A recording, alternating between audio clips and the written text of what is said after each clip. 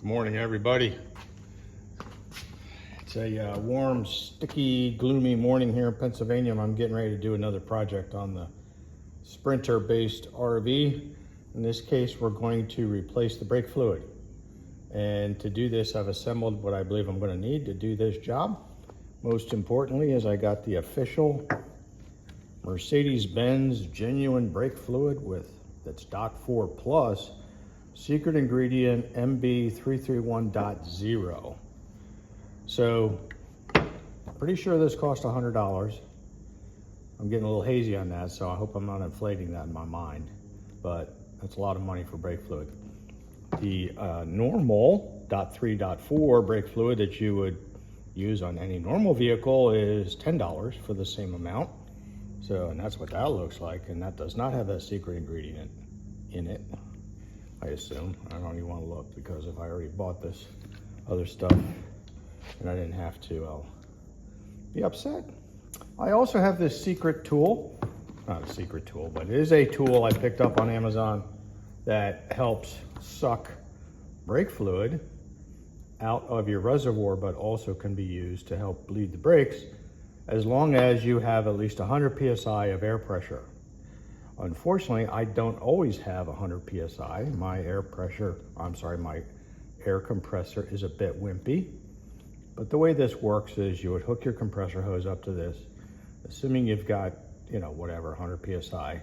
What happens is it simply, air goes through here, creates kind of, I guess, a Venturi effect, but it creates suction inside this container.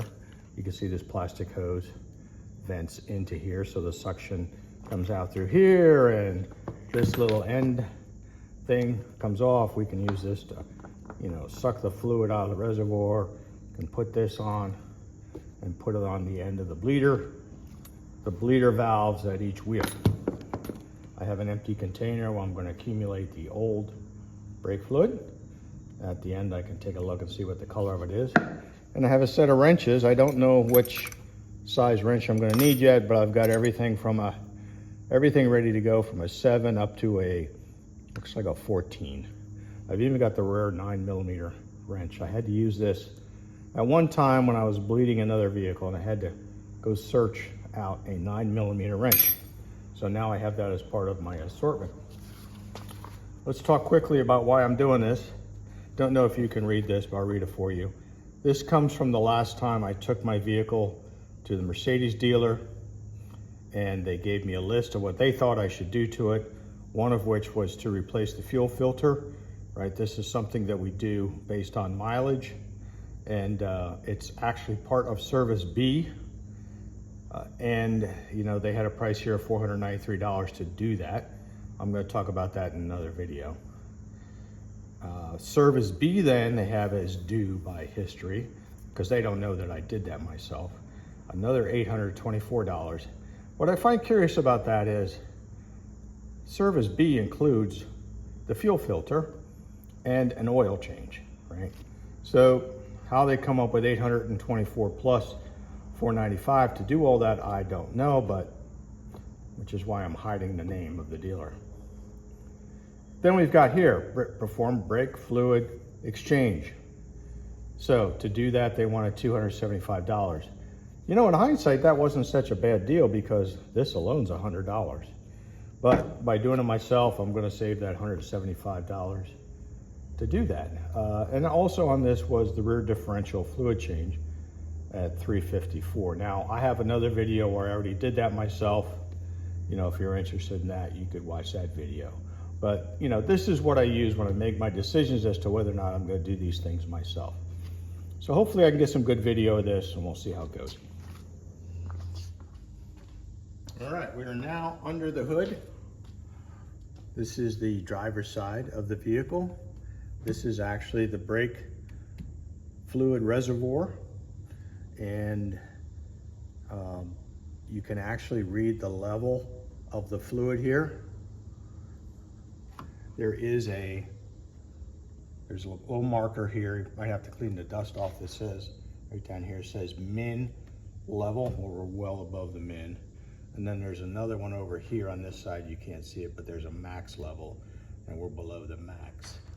So brake fluid can get hot, and you know, when it's hot, obviously it will expand. So, you know, we're in a good range here. Now, apparently as brake fluid ages, it changes color as it, you know, it can actually collect moisture, which is over time what you're trying to avoid too much moisture getting in there, and it will begin to discolor over time. So I noticed there are these two odd looking fixtures off to the right here. I have no idea what they are. They almost look like they could be used to drain fluid, but I am, you know, nothing moves easily and I don't want to break anything because that would just put me in even deeper. So I'm going to just do it the traditional way. Take the cap off, the cap out of the way where I won't lose it. And what I find, I put my finger in here, is there's a screen. I think the idea is when you're putting in new fluid, it'll screen out any particles that might be in there. So I'm just going to pull that out, put it upside down up here. And now when I put my finger down in here, there's a lot of plastic down there, which is disappointing, but down to the front, there's actually openings. And I can get my little finger in there. So I know I'll be able to get my little hose down in there. I'm going to get my adapter there. I'm going to get it fished down in there, and I'll get set up to do the suction on that. The idea is I'm going to suck out all the fluid out of here that I can, and then replace it with new fluid. That's step one. Well, I think I'm all set up here. I have the air compressor all gassed up, so to speak, up to full pressure. I've got everything hooked up. This is the compressor hose coming over. This is my brake fluid suction doohickey, and I've got my hose down in there as far as I can get it into the fluid.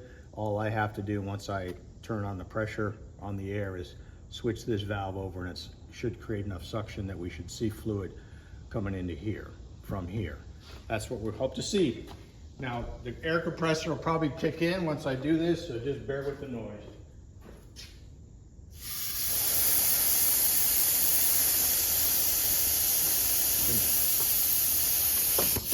I do not have a good connection here.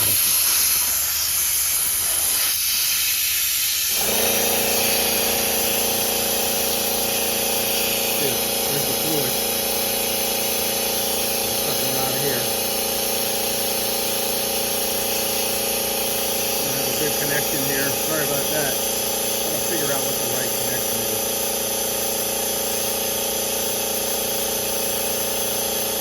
Down about here. A lot of fluid in this reservoir. Still going down.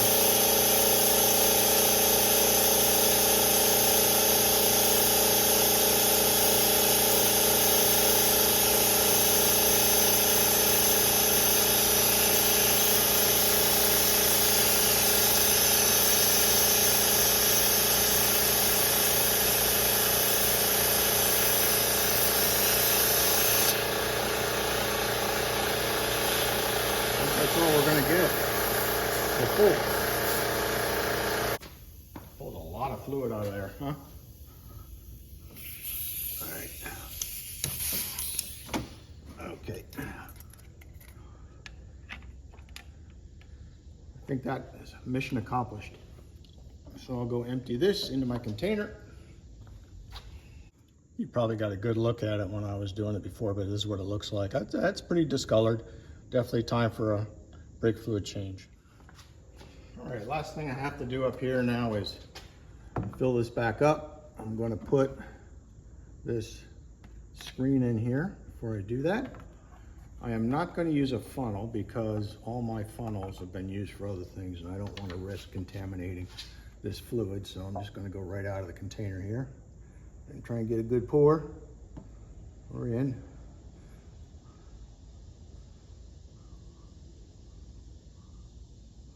So this new fluid in the reservoir gets pumped through the brake lines when we bleed the brakes. So the old fluid in the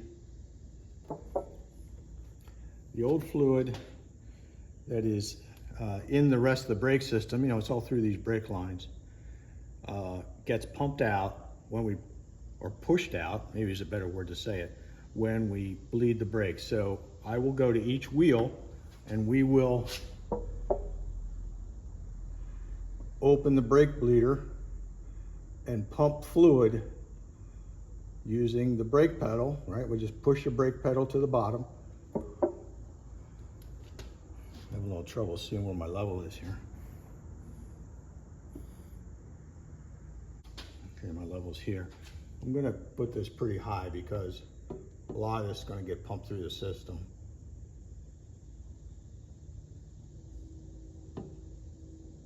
Okay, that's good enough for now. So for now, I'm gonna put this lid back on till I'm ready to move on to the next step. So that's good brake fluid in there. And when we're bleeding the brakes, this fluid will get pumped through the system. This level will drop. So we'll keep an eye on this and add to it as necessary. And we'll capture other bad fluid at each wheel as we bleed the brakes. That's kind of the process. So, you know, it's iterative. I'm gonna try and take you through at least one wheel so you can see what I do. All right, so we're ready to start bleeding brakes. Notice I have the cap off of this. That's because as we bleed brakes, this fluid will go down. We want air to be able to get in there and replace it. All right, so we're bleeding this rear brake. Hard to get this here. You can see I have the hose adapter on the end of the bleeder valve. I have an 11mm wrench, is the right size. My assistant has his ready to go. Wait for my instructions. So I'm going to open this, moving it this way. Go ahead, you can press down. We'll see fluid move through the hose. All the way down. All the way down. Now I'm going to tighten again. Okay, you can release. Okay. He's released. Now I can see what we don't want to do is have air get sucked back in the line. I'm going to open it up. Go ahead, press down all the way down. Okay, all the way down. I'm going to close it. Release. Okay. Press down. All the way down. Okay. You know, I don't see, the fluid looks pretty good to me now. I'm not going to go any further. All right, so we did the two rear wheels. Is that recording? It doesn't act, yeah, it is. So we did the two rear wheels. This is what we got out of those two. If you can't tell, it's a dirty job under there. And yes, I did just climb under the RV. I didn't go through the headache of trying to pull off the wheels to reach it. It just seemed like a lot less work. As long as you don't mind crawling around under the RV, you can do it. Just to make sure I didn't have to struggle too much to reach them in the front, brought it up on these wooden ramps I often use. Well, level of difficulty went up on the front because there was no way I could get a wrench on the bleeder valve from the rear. I'll show you that when I get a little closer here. Yeah, I know. All right, so I'll show you what I ran into here. So if I can do it without blocking, right here. Here's a bleeder valve. See, there's a rubber cap on it. See behind it, it's actually a wire. And I couldn't get at this nut underneath here with all this other stuff back here and having room to move it. So that's why I pulled this wheel off now, but I think I'm gonna feel like an idiot when I pull this cap off of here. I have a feeling, let's see. Just like I was concerned, once I pull the cap off, releases this and it's out of my way, so I could have done it from the back. Well, we'll do the other wheel from the back. I got the 11 on there. Just gonna try to break this loose first. There we go. Okay, so I have my, sorry, I keep getting behind the light here. So I'm gonna loosen it now with my hose on there. Go ahead, down.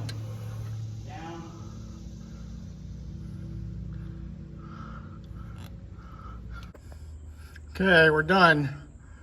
Getting ready to take it out for a test drive. So the fluid level right there, a little harder to see the fluid level now since the fluid a little different color. I did have to take the other front wheel off in order to bleed that brake, so that, you know, did make it more difficult, the effort. I guess at the end of the day, if I had to do it all over again, I might pay Mercedes to do it, but that's what's involved. It's done. Thanks for following along.